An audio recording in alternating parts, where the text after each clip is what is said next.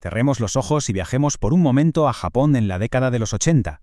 Luces de neón vibrantes, sintetizadores a todo volumen y unas marcas de coches con presupuestos literalmente ilimitados, listas para cambiar las reglas del juego para siempre.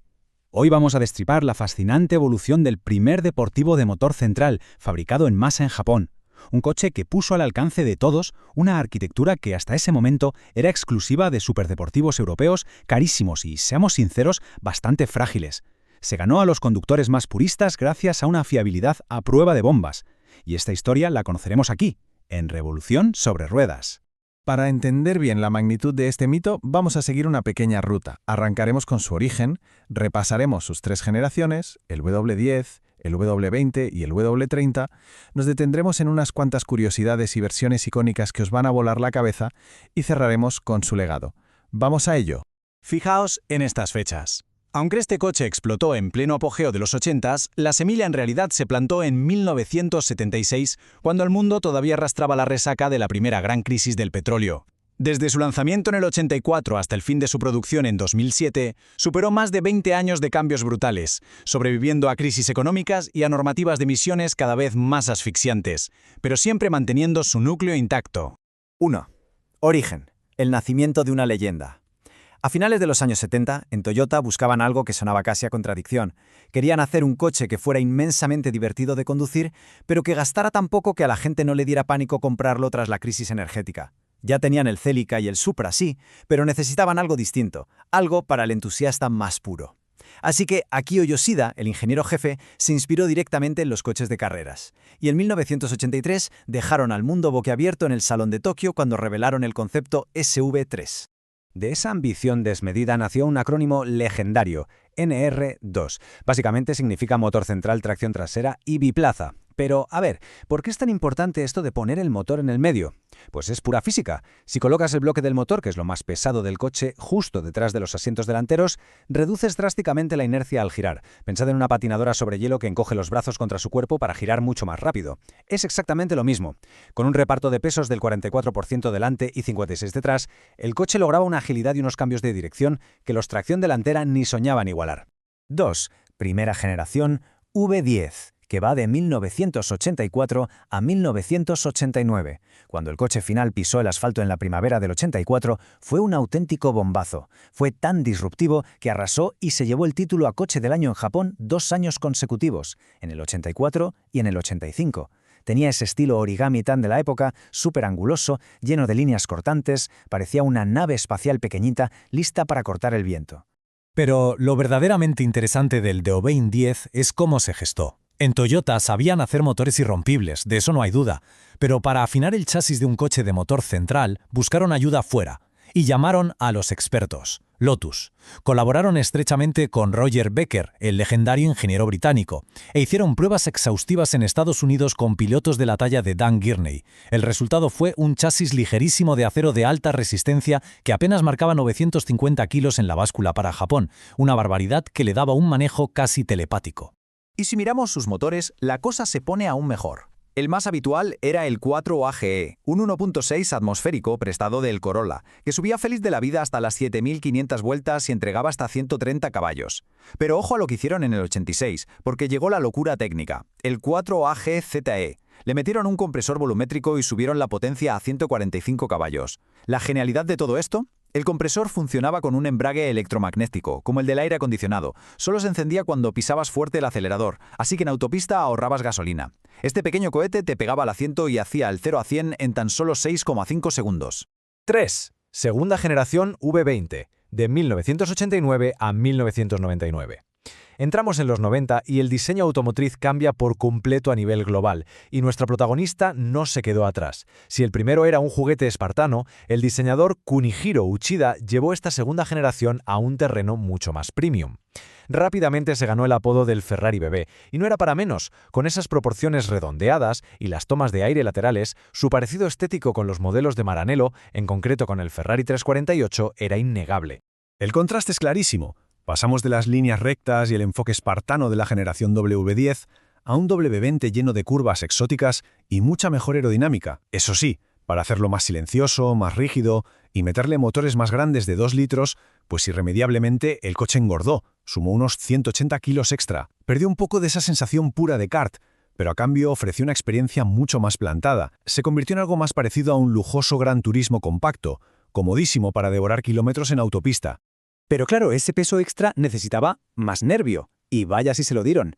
En mercados como Japón o Estados Unidos metieron el famosísimo motor 3S GTE turboalimentado, una bestia que llegó a escupir 245 caballos en su mercado natal. Unido a una caja manual indestructible, el MR2 Turbo era un arma que hacía el 0 a 100 en apenas 6,1 segundos. De hecho, en su época era el matagigantes por excelencia. En las pruebas de cuarto de milla, literalmente destrozaba a coches exóticos mucho más caros, como el Honda NSX o el propio Ferrari 348. Ahora bien, gestionar tanta fuerza en un coche de motor central y batalla corta no era para novatos. Hubo mucha polémica en su día porque en 1992 Toyota tuvo que cambiar la suspensión y muchos puristas se quejaron diciendo que neutralizaron su carácter afilado. ¿Qué pasaba exactamente? Que los primeros W20 sufrían un sobreviraje brusco al soltar el acelerador en apoyo. Si ibas colado en una curva y te asustabas levantando el pie, el peso se iba hacia el morro, las ruedas traseras perdían tracción y hacías un trompo al instante. En el 92 Toyota lo arregló, bajó el coche, cambió tirantes de suspensión y metió neumáticos más anchos. ¿Perdió esa mística de peligro? Sí, pero se volvió mucho más seguro y perdonaba los errores. Hacemos una pausa rapidísima antes de entrar en el nuevo milenio. Si te está gustando el vídeo, dale like y suscríbete al canal para no perderte más historias de coches legendarios. De verdad, vuestro apoyo nos ayuda a seguir sacando a la luz todos estos detalles de la ingeniería del pasado. Vamos con la tercera generación. 4. Tercera generación BMW30, de 1999 a 2007. Nuevo milenio y nuevas reglas del juego. Los presupuestos en la industria estaban más ajustados y las leyes anticontaminación apretaban de lo lindo. Así que el ingeniero jefe, Tadashi Nakagawa, cortó por lo sano. La carrera por la potencia desmedida se había acabado. Este nuevo modelo, que se conoció como MRS en Japón o MR2 Roadster en Europa, fue un reinicio total. Quisieron volver a la filosofía de la primera generación W10, inercia mínima, pureza dinámica y pura diversión a velocidades legales. Las especificaciones son una vuelta a los orígenes espectacular. Dijeron adiós al pesado techo targa y lo convirtieron en un roadster puro, con capota de lona tradicional. Gracias a una dieta durísima, el peso bajó hasta unos ridículos 1030 kilos. Le montaron un motor 1.8 litros que daba 140 caballos. Y sí, sonaban a poco comparado con los 245 de la generación anterior, pero con tan poco peso y el diferencial autoblocante Torsen, el paso por curva era absolutamente mágico. Era un rival directísimo del Mazda MX-5, y tan radical en su concepto que Toyota directamente eliminó el maletero. Solo había unos pequeños huecos tras los asientos. Además, ofrecía una caja manual secuencial SMT, un sistema súper innovador donde cambiabas de marcha con un botón a través de actuadores hidráulicos. 5. Curiosidades y versiones icónicas. Porque ningún coche mítico está completo sin esos proyectos raros y esas locuras de competición que nos demuestran de lo que realmente era capaz su chasis. Vamos a ver unas cuantas joyas que probablemente muchos ni siquiera sabíais que existían. 100. Fijaos bien en ese número. Solo 100 unidades exclusivas se fabricaron del VM180 Zagato. En 2001, Toyota cogió un puñado de la tercera generación y se los llevó al mismísimo carrocero italiano Zagato. Y crearon una auténtica rareza. Faros apilados, tomas de aire gigantiscas, un escape exclusivo y un diseño rompedor. Además, la gente de TRD exprimió el motor hasta los 155 caballos. Se vendió solo en Japón y hoy en día cruzarte con uno o encontrar buenas fotos es casi imposible. ¿Es un unicornio? Pero donde el MR2 de verdad desató su locura fue en los circuitos. En los 80, Toyota creó el prototipo 222D para el salvaje Grupo S de Rally, un monstruo de tracción total basado en la primera generación del que se decía que superaban los 600 caballos. Como el Grupo S se canceló por peligroso, nunca corrió oficialmente. Años después, para celebrar que entraban en Fórmula 1, diseñaron el concepto Street Affair, fibra de carbono, sin techo, sin puertas y casi 260 caballos. Y hasta la cultura pop se rindió a él. En la categoría Super GT japonesa, corrió un MRS ensanchado que llevaba literalmente el patrocinio y los colores de Rayo McQueen de Pixar. Simplemente genial. 6. El legado. Lamentablemente, todas las buenas historias llegan a su fin. A mediados de la década de los 2000, las nuevas normativas de choques y las durísimas exigencias de emisiones se convirtieron en un muro imposible de saltar para este chasis. Y para rematar, el boom de los SUV empezó a matar el mercado de los biplazas pequeños. Así que, tras más de 320.000 unidades vendidas entre sus 3 generaciones, Toyota paró las fábricas en julio de 2007 y dejó un vacío enorme en el mundo de los deportivos puristas. Pero bueno, las leyendas tienen la costumbre de resistirse a morir. Años después, Tetsuya Tada, el superingeniero que hizo posible el GT86 y el nuevo Supra, soltó una bomba en varias entrevistas. Dijo que su gran sueño era resucitar al MR2 y apuntó directamente a Porsche como el socio ideal para compartir tecnología, combinando la maravillosa dinámica germana del Cayman o el Boxster con la fiabilidad de Toyota. La idea vuelve locos a los entusiastas, aunque es verdad que el peso brutal que sumarían unas baterías eléctricas modernas tiene el proyecto de momento en un limbo absoluto.